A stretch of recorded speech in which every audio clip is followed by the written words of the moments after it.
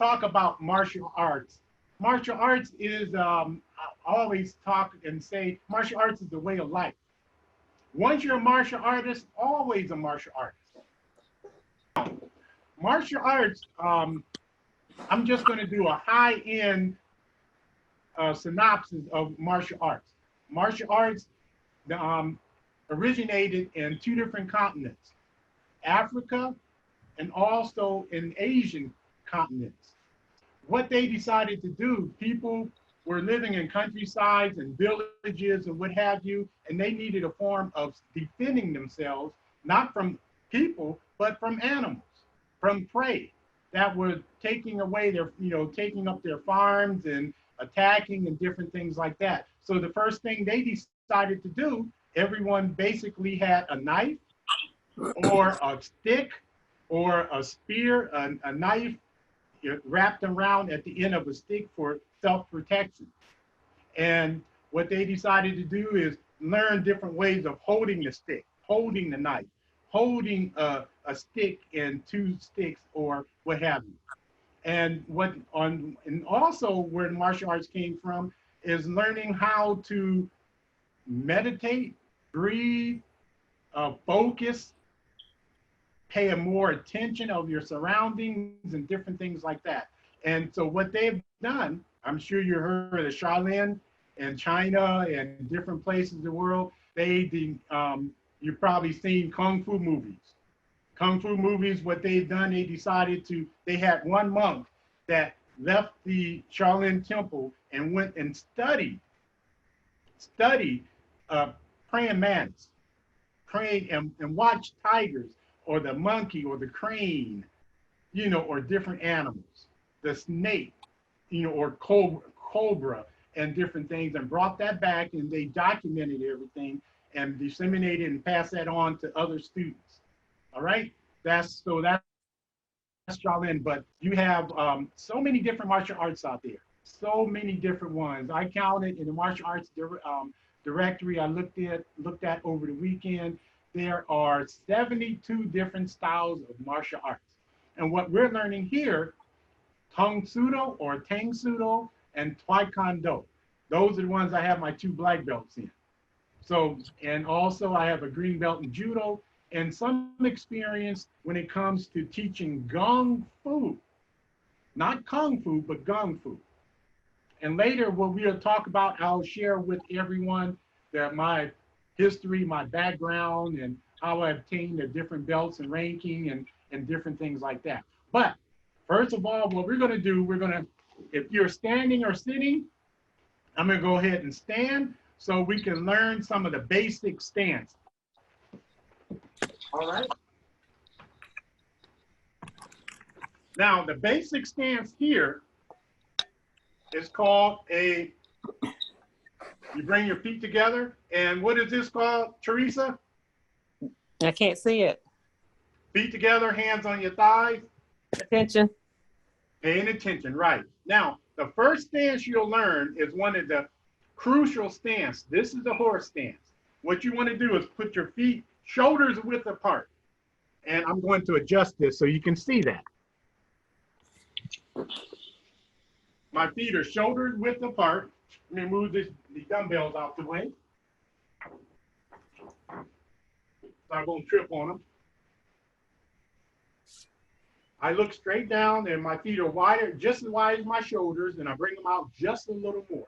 I want to point my toes directly forward or slightly inward, just a little. And I want to put my hands, make a fist and put my hands on my hip, and I want to bend my knees. Now I want to just tilt my head and look down. If I can look down and see my feet, I need to bring my hands, my hips forward and my knees forward so I cannot see my feet. My knees are directly over my feet. And if you can do that, this is an excellent stance as far as a horse stance. All right?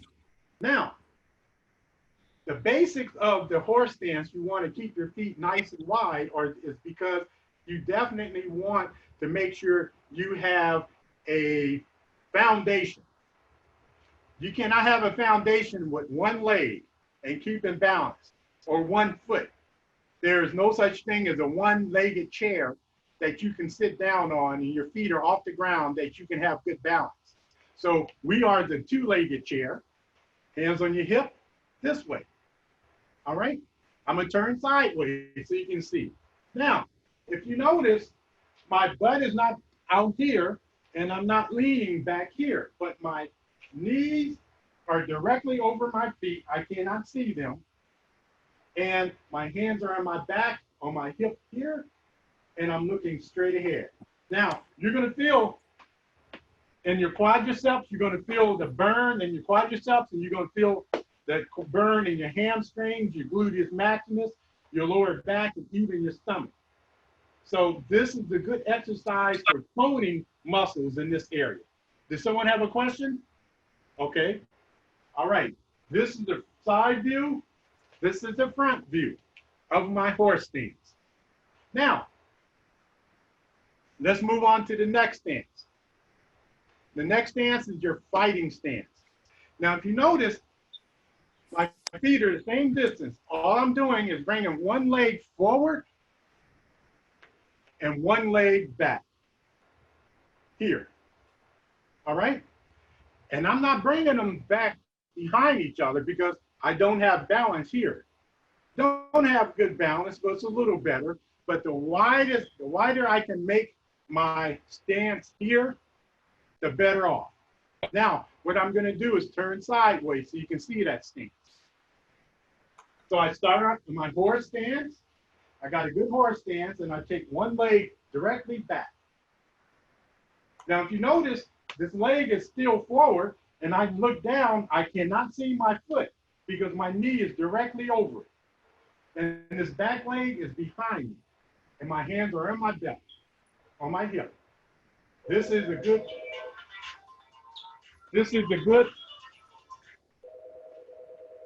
sorry about that. I need to put that phone on mute. This is a good fighting, what stance is this again? Forward stance. Forward stance, right. All right, now we're gonna cover one more stance, and this is a cat stance. If you can see my feet, what I'm doing is bringing my foot forward, and I'm bringing my toe on the ground and my heels in the air. Now, this stance is really good for variations of different kicks. Now, what I'm going to do, we're going to go into kicks next. All right? Now, for a side kick, if I'm going to kick this direction, I take my leg that I'm going to be standing on and slightly turn my heel, pivot my heel, so when I throw that kick out, I have better balance. And if not, what I'm doing, if I try to keep my leg here, my hips have to have more flexibility to be able to bring that leg up and to hold it. Now, if you turn and pivot and hold that leg out, you can hold that leg pretty good, pretty easy. I'm gonna do the other side. If I kick this direction, I take this leg, turn that heel a little that direction, so I won't have my hips out this way. I can turn my hip.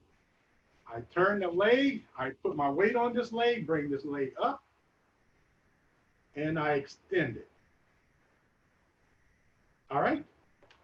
Now, I want everyone to try it.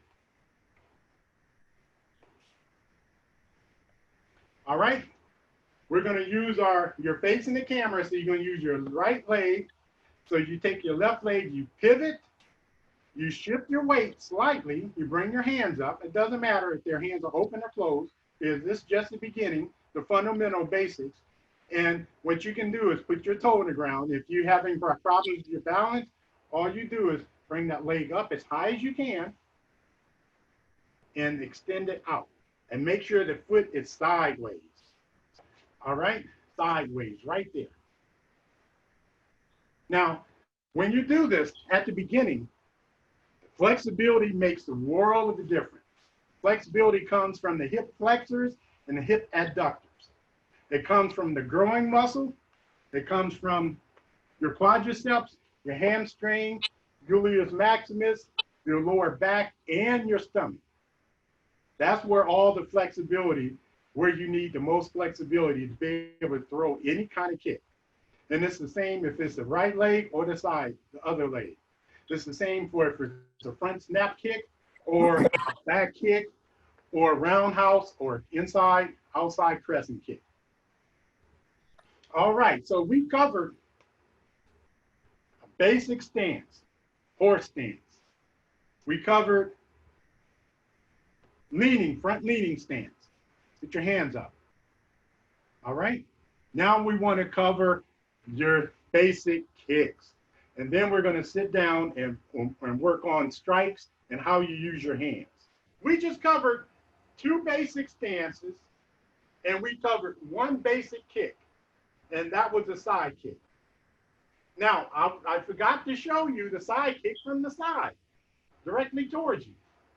All right, now, I need to back up some so you can try to see my feet, or need to tilt this just a niche so you can see the feet in the head.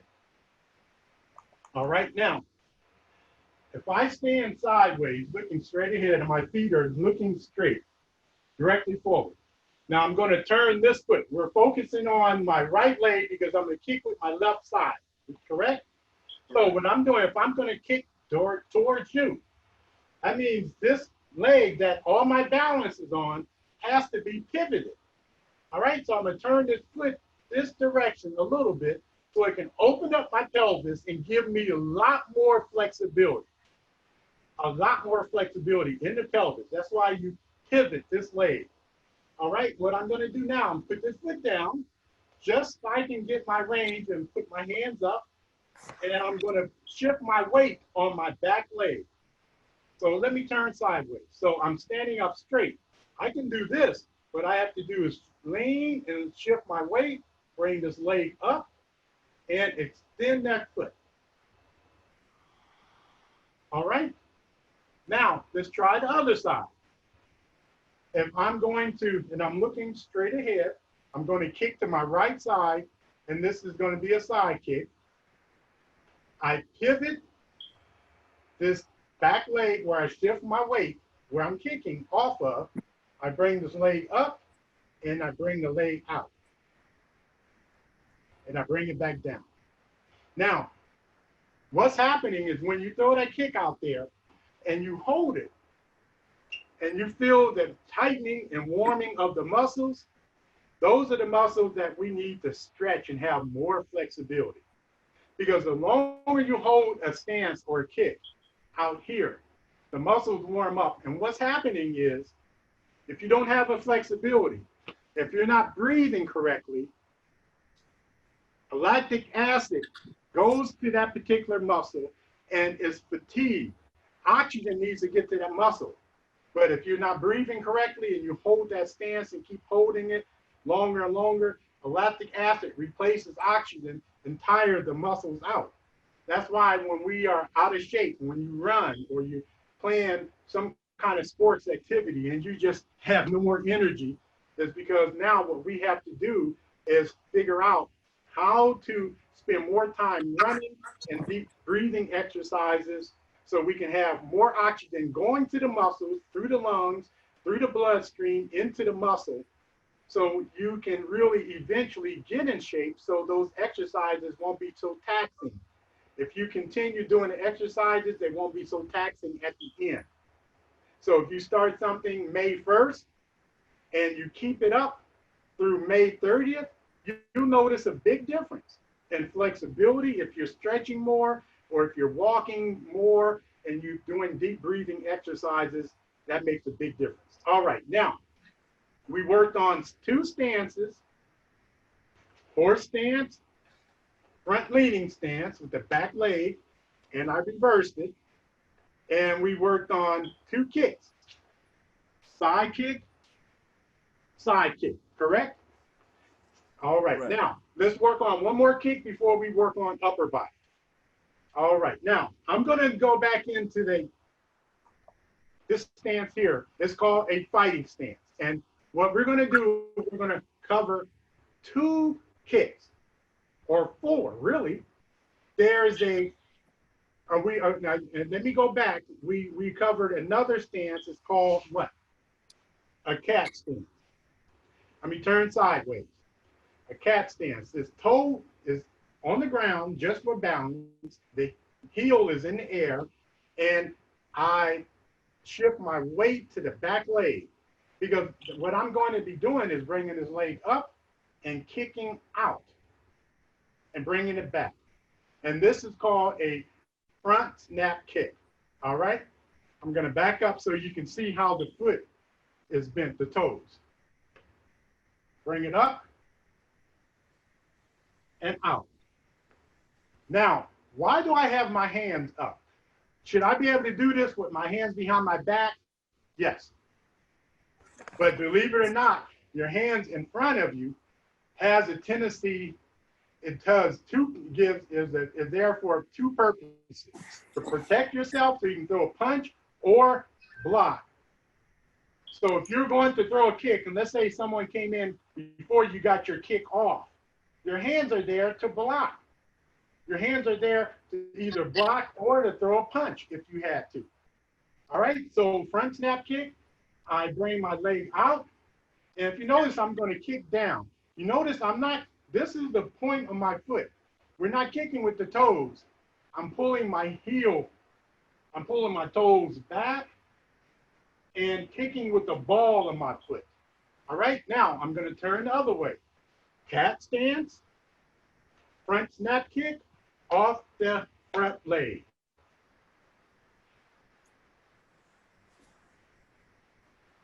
Everyone see that? All right, now that's a front snap kick off the front leg. Our class, we always call that a speed kick. It does not have any power, but that's a good kick to deflect someone, keeping them off of you. And it's better than throwing a punch because you can kick low, and it's easier to kick low, to kick someone in this area here from your belly button down, to kick them in the leg or in the knee or in the foot or what have you, than trying to kick high. All right, so now let's cover the front snap kick off the back leg. Now, if you notice, this stance looks familiar. Front leaning stance. But this is called a fighting stance. All right, so my hands are out in front of me just for blocking. We're not going to talk about how to hold them, why I'm holding them this way. I can actually do this kick like this and throw a front snap kick this way.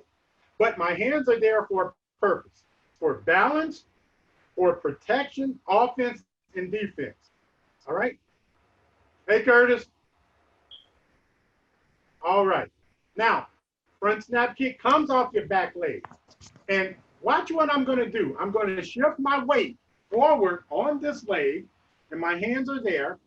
And I lift this leg not around this way, not around, or not back here. I'm not throwing the kick directly forward here, so it has to come around. It's coming straight just out of the gun holster. If this is the gun and it's a holster, you come up and come out.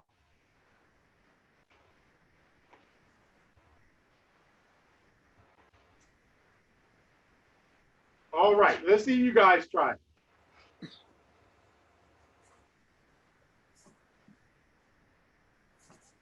Okay. See, some of you just sitting there looking at me. All right, let's try it again. Front snap kick off the back leg.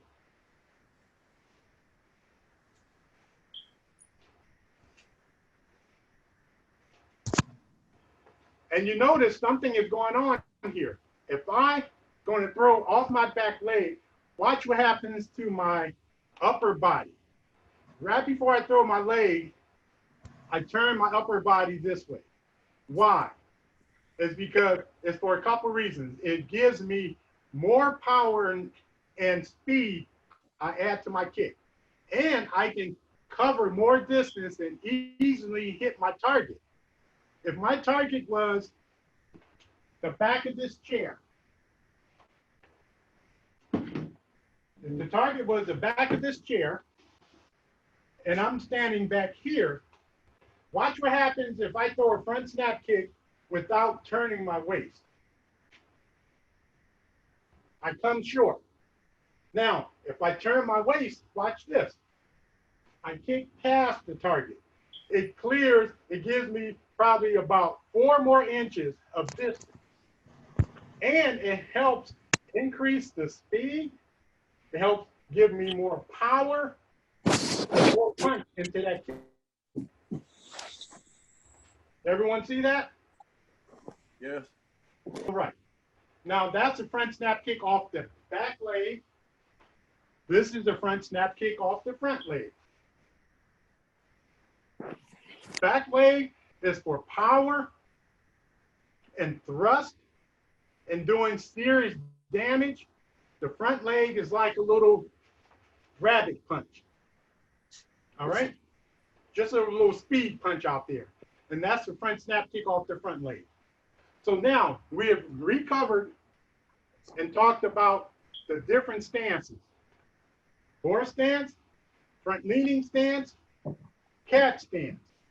We've done side kick, snap kick, off the front leg, front snap kick, off the back leg. All right. One doing? Good. Excellent. Good. Got some tight hamstrings, but good.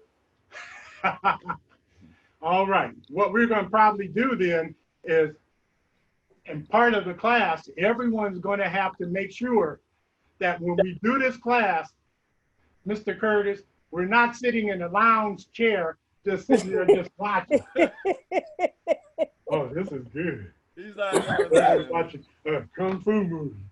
I can just sit here. Everyone, I want everyone to participate.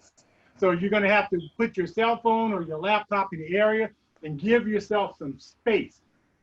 Because when we do this again, this is, even though this is the first class, we really want to make sure, and I can see you. So if you have a question, or even if you're doing it incorrect, I can see what's happening. So we can fix this and correct it. Because it's better to do a technique 10 times correct than 100 times wrong. That's why we're learning martial arts and self-defense, because it's not just something you're learning today. Now you're considered a martial artist. Anyone that's in this class, you are a martial artist. And a martial artist, they say once you become a martial artist, it's a way of life. It's almost like yoga or Tai Chi. Now you have been consumed by that cloud, which is martial arts, and it's a never learning process. There is never a day that you cannot learn something different about yourself, your surroundings, physically, mentally, emotionally, psychologically. Everything incorporates, everything is pulled back into the martial arts, because martial arts is a way of life. Now, let's talk about your hands. Everyone has a fist. Now, what we have done is, the fist is considered, in the martial arts world, a hammer. You can use your fist as a hammer. And ladies, this applies to you, not just men. This applies to you. The hand is a hammer or the sledgehammer. Your hand, this is a knife or a spear. You can use this as a knife hand. You can use this as a spear. Now, what you want to do is make sure you tighten. You close your fingers and lock the fingers in a straight position, and always pull your thumb in. Never have your thumb out here or this way, but bring that thumb in. All right? I'm going to turn it sideways, bring it down so you can see it. And back here. This is the knife hand. Knife. This is the spear. Spear. All right, those are 4 different strikes. Knife, knife, spear, spear. Or it can be a javelin, whatever you want to call it. Now, if you notice, when I'm looking in the camera and I'm striking myself, not in the chest with the spear, not in the chest with the knife hand, because that's no different from getting punched like this. We can absorb punches or a threat here in the chest, if it's a kick or a punch.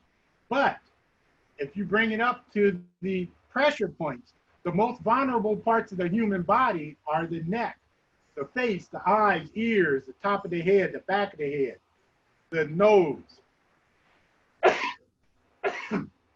excuse me, the chin, the solar plex,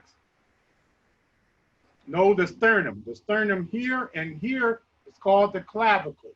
There's a bone that goes from the shoulder and it connects to the breastplate right here, and it's called a clavicle. And everyone has one that goes straight across. All right?